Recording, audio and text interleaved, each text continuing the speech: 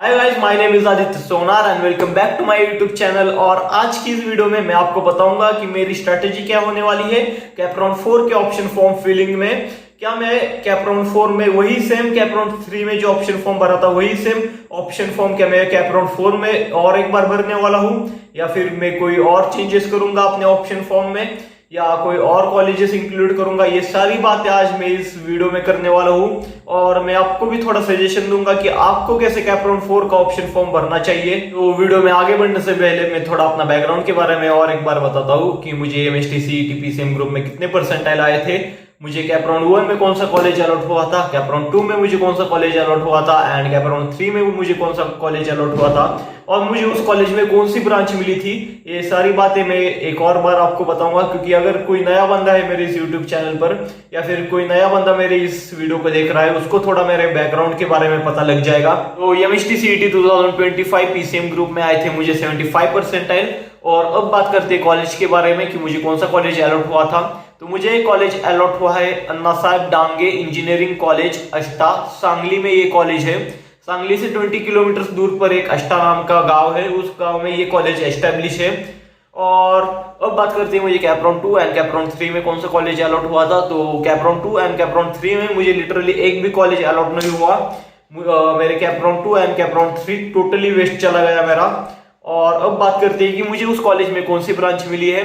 तो मुझे उस कॉलेज में यानी कि अन्ना साहेब डांगे इंजीनियरिंग कॉलेज, इस कॉलेज में मुझे रोबोटिक्स एंड आर्टिफिशियल इंटेलिजेंस ये ब्रांच मुझे मिली है। और अगर ब्रांच की बात करें तो रोबोटिक्स एंड आर्टिफिशियल इंटेलिजेंस इसमें 50% पोर्शन मैकेनिकल का है और 50% पोर्शन इसमें एआई यानी कि कंप्यूटर साइंस का है। यानी कि मैं इंटरव्यू देने के लिए कोर ब्रांचेस के लिए भी जा सकता हूँ और मैं आगे जाके टेक फील्ड में भी जा सकता हूँ। तो मेरे हिसाब से ब्रांच तो अच्छी है और कॉलेज भी ऑटोनोमस कॉलेज है। और मैकेनिकल ब्रांच का एवरेज पैकेज है उधर 4 LPA और टेक ब्रांचेस की बात करें तो टेक ब्रांचेस का उधर एवरेज पैकेज है 5 to 6 LPA। तो मेरे हिसाब से 75 परसेंटाइल पर कॉलेज और ब्रांच दोनों ही अच्छी मिली है मुझे। तो अब आते हैं पॉइंट पर कि मेरी क्या स्ट्रेटेजी होने वाली है कैपराउंड 4 के ऑप्शन फॉर्म फिलिंग में। और कैपराउंड 4 का ऑप्शन फॉर्म फिलिंग स्टार्ट होने वाला है कल से ही, यानी कि 28, 29 एंड 30 अगस्त को ऑप्शन फॉर्म फिलिंग है कैपराउंड 4 का। एंड 1 सितंबर को हमें पता लग जाएगा कि हमें कौन सा कॉलेज अलॉट हुआ है। अगर कट ऑफ की बारे में बात करें तो इस साल हर एक कॉलेज का कट ऑफ हाई जा चुका है, क्योंकि कंपटीशन ही उतना बढ़ गया है। पिछले साल 1 से 1.5 लाख बच्चे बैठे थे एमएसटी सीईटी एग्जाम देने के लिए और इस साल 2 से 2.5 लाख बच्चे बैठे हैं। इसलिए कंपटीशन बढ़ने के कारण कट ऑफ भी हर एक कॉलेजेस के हाई जा चुके हैं। और सबसे इंपॉर्टेंट बात कि ऐसे भी बहुत सारे बच्चे हैं जिनको कैपराउंड 1, कैपराउंड 2 और कैपराउंड 3 तीनों कैपराउंड्स में एक भी कॉलेज अलॉट नहीं हुआ है। और ऐसे सिर्फ और सिर्फ 70, 75, 80 परसेंटाइल या फिर 70 परसेंटाइल की जो पीछे वाले बच्चे हैं, ऐसा उन बच्चों के साथ हुआ है। उसमें उनकी भी गलती है कि उन्होंने अपनी कॉलेज लिस्ट या ऑप्शन फॉर्म में अपनी कॉलेज लिस्ट ढंग से नहीं भरी। उन्होंने सिर्फ पुणे की ही कॉलेजेस भरे, पुणे की टॉप 15 या टॉप 20 कॉलेजेस भरे हैं, जिसके कारण किसी भी बहुत सारे बच्चों को कैपराउंड 1, कैपराउंड 2 और कैपराउंड 3 में लिटरली एक भी कॉलेज अलॉट नहीं हुआ। और मेरी बात करें तो मुझे लिटरली फर्स्ट कैपराउंड 1 में ही मुझे कॉलेज अलॉट हुआ था। आई डोंट नो कि ये लक है या क्या है, मगर इसकी वजह से मैं बहुत खुश हूँ। और इसका ये एक कारण भी हो सकता है कि मैंने अपना ऑप्शन फॉर्म बहुत ढंग से भरा था कैपराउंड 1 में। मैंने लिटरली 32 या 33 कॉलेजेस भरे थे और ऑप्शन फॉर्म जो होती है उसमें टोटल मेरे 260 ऑप्शंस भरे थे मैंने। तो इसकी वजह से ये भी कारण हो सकता है कि मुझे कैपराउंड 1 में मिनिमम एक कॉलेज अलॉट हुआ। तो अब मैं आपको बताता हूँ कि मेरी कैपराउंड 4 की स्ट्रेटेजी कैसे होने वाली है ऑप्शन फॉर्म भरते टाइम।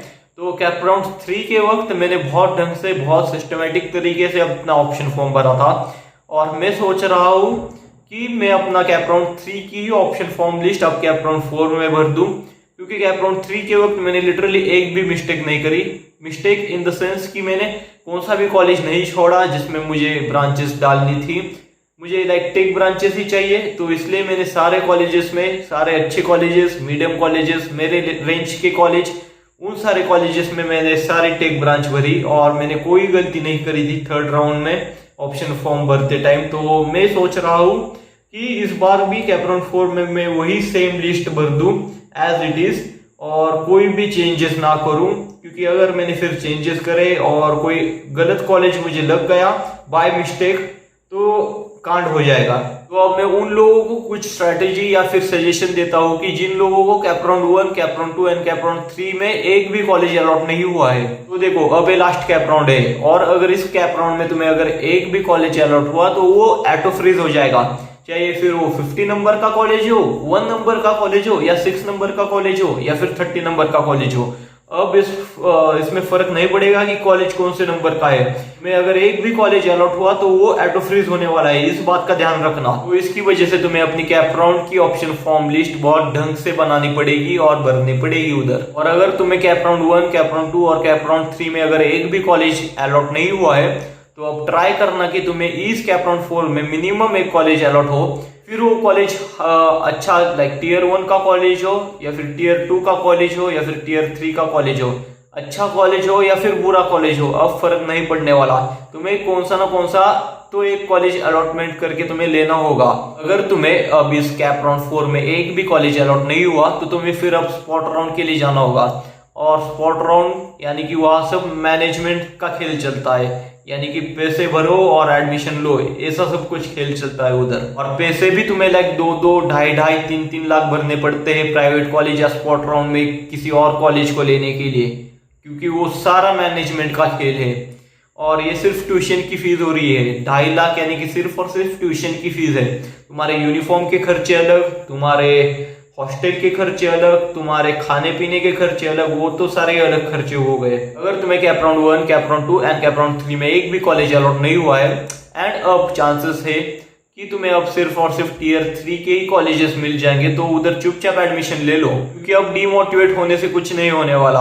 अगर तुम्हें टीयर 3 कॉलेज में टेक ब्रांच मिल रही है कौन सी न कौन सी, तो अब उधर एडमिशन ले लो। मैं ऐसा क्यों बोल रहा हूँ, क्योंकि अगर इस बार तुम्हें कैपराउंड 4 में एक भी कॉलेज अलॉट नहीं हुआ तो तुम्हें लिटरली इंजीनियरिंग में ही एडमिशन नहीं मिलेगा। तो फिर वो टीयर 2, टीयर 3 के कॉलेजेस तो छोड़ दो, तुम्हें इंजीनियरिंग में ही एडमिशन नहीं मिलने वाला, क्योंकि अब कैपराउंड 4 के बाद सिर्फ और सिर्फ एक रास्ता है, और वो है मैनेजमेंट से एडमिशन लेना। और वहां पर मैनेजमेंट के लिए आपको 2-2, 3-3 लाख रुपीस आपको भरने पड़ते हैं। और एक तुम्हें मैं सजेशन देता हूँ, अगर तुम्हें टेक ब्रांच ही चाहिए और अगर तुम्हें टीयर 3 का ही कॉलेज अलॉट हो रहा है, तो चुपचाप उधर एडमिशन ले लो, क्योंकि उसके बाद तुम स्पॉट राउंड में भी जा सकते हो अगर तुम्हें जाना है तो। स्पॉट राउंड में आगे जाना है या फिर नहीं जाना वो आगे की बात है, मगर अभी सबसे इंपॉर्टेंट बात ये है कि तुम्हें मिनिमम एक कॉलेज अलॉट हो जाना चाहिए इस कैपराउंड 4 में, चाहे वो टीयर 1 का कॉलेज हो या फिर टीयर 3 का, अच्छा कॉलेज हो या फिर बुरा कॉलेज हो, तुम्हें इस कैपराउंड 4 में मिनिमम एक कॉलेज अलॉट हो जाना चाहिए। फिर कैपराउंड 4 में एक कॉलेज अलॉट होने के बाद तुम चाहो तो स्पॉट राउंड में जा सकते हो, फिर वो तुम्हारे ऊपर डिपेंड है कि तुम्हें स्पॉट राउंड में आगे जाके मैनेजमेंट से एडमिशन लेना है या नहीं लेना। अगर तुम्हारी फाइनेंशियल कंडीशन अच्छी है तो तुम स्पॉट राउंड में जाकर मैनेजमेंट से एडमिशन ले लो। अगर तुम्हारी फाइनेंशियल कंडीशन अच्छी नहीं है तो फिर जो कैपराउंड 4 में कॉलेज लगा है तुम्हें उससे ही काम चलाना होगा। और अब थोड़ा प्राइवेट यूनिवर्सिटी के बारे में बात करते हैं कि तुम्हें प्राइवेट यूनिवर्सिटी में एडमिशन लेना चाहिए या नहीं लेना चाहिए। तो अगर तुम्हारी फाइनेंशियल कंडीशन अच्छी है और तुम्हारे घर वाले मान रहे हैं कि तुम्हें प्राइवेट कॉलेज में एडमिशन चाहिए तो वो दे देंगे, तो फिर मेरे हिसाब से तुम्हें ले लेना चाहिए प्राइवेट कॉलेजेस में एडमिशन। क्योंकि प्राइवेट कॉलेजेस की अच्छी बात यह है कि आपको अच्छी फैकल्टीज मिलेगी उधर, आपको अच्छा एनवायरमेंट मिलेगा, आपको प्राइवेट कॉलेजेस की जो इंडस्ट्रियल कनेक्शंस होते हैं वो as compare to tier 3 colleges ज्यादा होते हैं, यानी कि प्लेसमेंट के वक्त as compare to tier 3 colleges private universities में ज्यादा कंपनीज आती है प्लेसमेंट के वक्त। और उसके बाद सराउंडिंग अच्छा होता है, आपको इंफ्रास्ट्रक्चर अच्छा मिलेगा, उधर की जो लैब्स एंड फैसिलिटीज होते हैं वो आपको अच्छे मिलेंगे as compare to tier 3 colleges. उसके बाद जो उधर इवेंट्स होते हैं, उधर का जो सराउंडिंग होता है, उधर इवेंट्स लाइक हैकाथॉन वगैरह जो होते हैं उसके लिए आपको ज्यादा स्कोप मिलेगा प्राइवेट यूनिवर्सिटीज में। तो अगर आपको प्राइवेट यूनिवर्सिटी में एडमिशन मिल रहा है या फिर आपके पेरेंट्स मान रहे हैं आपको प्राइवेट यूनिवर्सिटी में एडमिशन दे देने के लिए, तो मेरे हिसाब से आप ले लो। एंड एट द एंड अब सबसे इंपॉर्टेंट बात यह है कि आपका माइंडसेट मैटर करता है। फिर चाहे आप टीयर 3 कॉलेज में हो या फिर आप इंडिया के सबसे बेस्ट प्राइवेट यूनिवर्सिटीज में हो, अगर आपका माइंडसेट ही आपका लोअर है यानी कि लो है, तो कुछ फायदा नहीं होने वाला अच्छे से अच्छे प्राइवेट यूनिवर्सिटीज में जाने में। और अगर आपका माइंडसेट लाइक विनर माइंडसेट है तो आप चाहे टियर 3 कॉलेज में भी हो तब भी आप एक अच्छी प्लेसमेंट क्रैक कर सकते हो। तो ठीक है, आज के लिए इतना ही। अब मिलते हैं नेक्स्ट वीडियो में, तब तक के लिए बाय बाय। और जाते जाते लाइक करना वीडियो को, और अगर नए हो तो मेरी इस यूट्यूब चैनल को सब्सक्राइब करके जरूर जाना।